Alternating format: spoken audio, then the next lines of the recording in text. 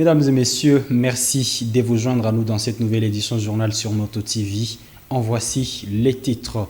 C'est une affaire qui inquiète à Béni. La justice a mis la main sur un groupe d'officiers militaires des FARDC et des l'ICCN. Elle les accuse d'être impliqués dans un réseau de ventes et trafic présumé de munitions de guerre dans une région où des civils sont régulièrement tués par des porteurs d'armes. Butembo connaît un boom de charcuterie qui propose la viande des volailles à un prix défiant toute concurrence. Mais attention, l'abattage de ces volailles échappe au contrôle des services vétérinaires, ce qui expose les habitants à la consommation de la viande impropre.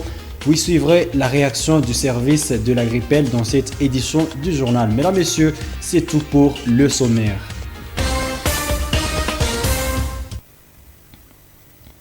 Au moins 9 suspects, dont des officiers militaires, sont aux arrêts à Béni depuis lundi 15 mars dernier. Ils sont accusés d'être impliqués dans un réseau de ventes et trafic présumé des munitions de guerre. Ils ont été arrêtés après la découverte d'une importante quantité de munitions de guerre dans une maison au quartier Cité Belge dans la commune de Bungoulou, c'est en ville de Béni. Delphin Moupanda, notre correspondant sur place, nous a fait le point dans ses reportages. Il s'agit de 82 caisses de munitions, tout calibre confondu, saisies dans une maison du particulier louée dans la commune de Bungoulou par le conservateur de la sous-station de l'ICCN de Moutsora, arrêté aux côtés du chargé de la logistique, du chef des transports, du chef de dépôt de la 32e brigade des FARDC, ainsi que d'autres personnes. Ils sont arrêtés dans une enquête de vente et trafic présumé de munitions de guerre. Selon les sources sécuritaires, les enquêteurs de l'auditorat militaire supérieur près la cour militaire opérationnelle du Nord Kivu, qui les détient, veulent retracer la destination finale de ces munitions qui sortiraient du dépôt de la 32e brigade des FARDC. La société civile de Béni demande à la justice militaire d'organiser des audiences publiques pour éclairer l'interne de la population. Kizito Binanki réitère l'engagement des forces vives jusqu'à la fin de ces dossiers.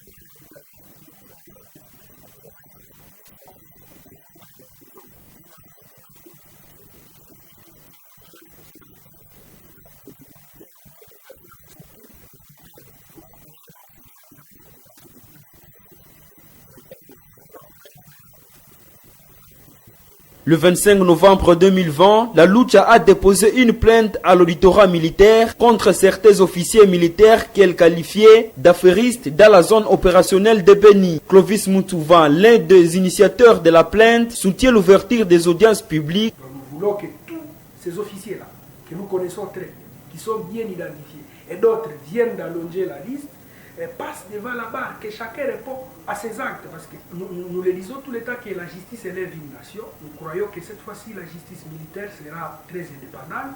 Les enquêtes se poursuivent. Parmi les suspects figurent aussi des civils à Praton.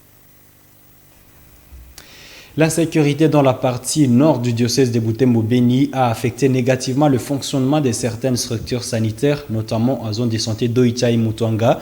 C'est la directrice du bureau de diocésain des œuvres médicales Bedom, la sœur Dr Massika Chiaoussoua Françoise, qui l'a dit lors de l'évaluation des activités réalisées par sa structure au cours de l'année 2020. Grâce Kaneki pour les détails.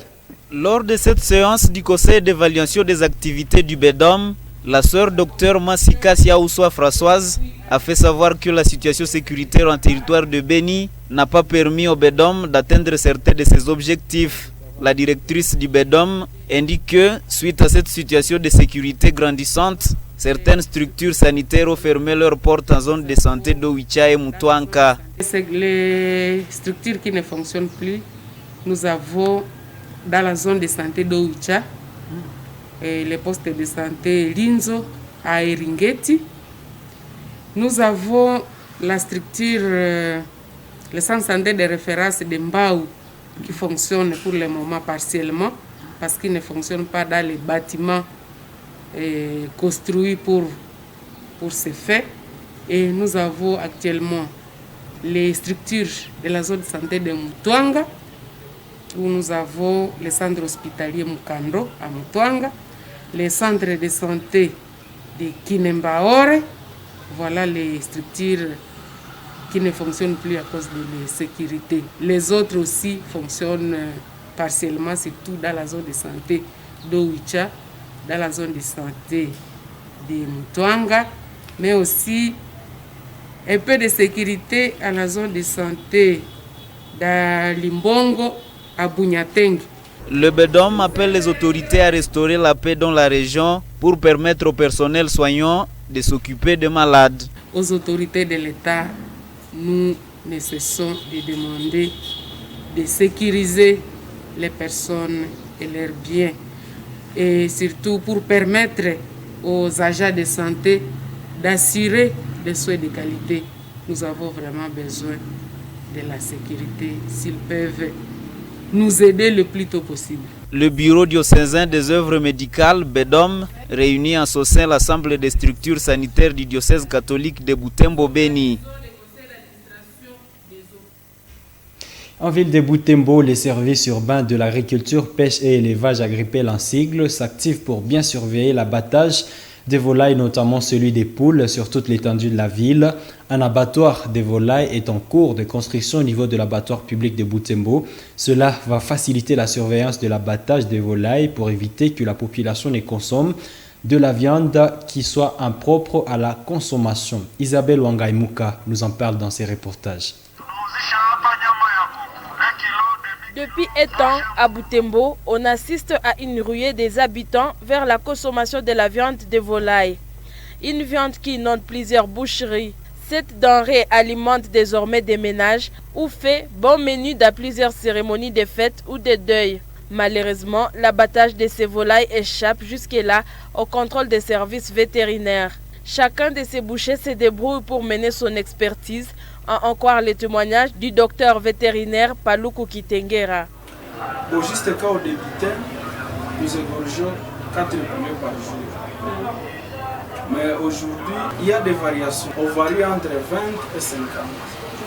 Mais ces derniers temps, comme il y a eu beaucoup de concurrence des poissons, des poulets importés, nous sommes en train d'abattre 15 poules par jour. C'est nous-mêmes les abatteurs. Est-ce que vous pensez aussi, vous contactez aussi un vétérinaire pour les faire? Bon, pour le moment, nous avons le permis d'exploitation. Moi-même ici, je suis vétérinaire. Maintenant, comme notre service de l'État agréé, on n'a pas encore construit l'abattoir pour les volailles. Maintenant, quand l'abattoir pour les volailles sera construit, on pourra chaque fois amener nos volailles à l'abattoir. C'est également le cas pour Kaindo Kikusa, tenancière d'une autre charcuterie. Ces jours, nous ne vendons pas beaucoup. Deux fois, nous vendons 5 poules par jour. Est-ce que des vétérinaires examinent ces poules avant l'abattage? Je suis moi-même vétérinaire et j'examine les poules avant de les abattre. Je ne peux pas vendre une poule impropre, malade ou morte dans des circonstances inconnues. C'est après ces examens que je les propose pour la consommation. Si certains tenanciers de ces charcuteries sont des vétérinaires, il n'en est pas le cas pour les autres. Ces derniers font l'abattage des volailles sans toute expertise, avec les risques de vendre à la population une viande impropre à la consommation. Les responsables du service de l'agriculture, pêche et élevage sont bien conscients de ces dangers. Ils viennent de décider de construire ces encars qui servira d'un abattoir pour volailles. Question de surveiller leur abattage et par conséquent protéger les consommateurs. Oui, depuis un certain temps, la population de Butembo consomme des poulets que les vétérinaires pensent de temps à temps voir, mais nous sommes en train de construire ici sur le site de l'abattoir public de Butembo. Un bâtiment pourra servir comme abattoir pour les poulets. Oui, nous avons été confrontés à beaucoup de problèmes. Les gens qui ont la répugnance par rapport à ces poulets, puisque ils se demandent est-ce que le service vétérinaire est en train de voir ces poulets, est-ce que ce ne sont pas des poules mortes naturellement. Et face à toutes ces questions, Monsieur le maire nous a demandé d'avoir un abattoir ici qui pourra servir et rassurer la population sur l'abattage des poules en fait de Butembo. Les vétérinaires, donc nos collègues qui sont commis dans des communes, la commune Moussoussa, la commune Kimemi, passaient par les points de vente. Ils trouvaient déjà égorgés. Ils passent, ils vérifient, ils inspectent et bon, ils inspectent. Mais quand ce n'est pas abattu sur place, on n'est pas sûr de la provenance. C'est pourquoi nous avons jugé mieux d'avoir un abattoir pour poules pour que nous nous certifions de la provenance, de l'état de santé et nous faisions l'expertise de ces poulets que nous avons abattus nous-mêmes. Cette ruée des habitants vers la consommation de la viande de volaille fait suite à la hausse du prix des viandes des bovins et des caprins.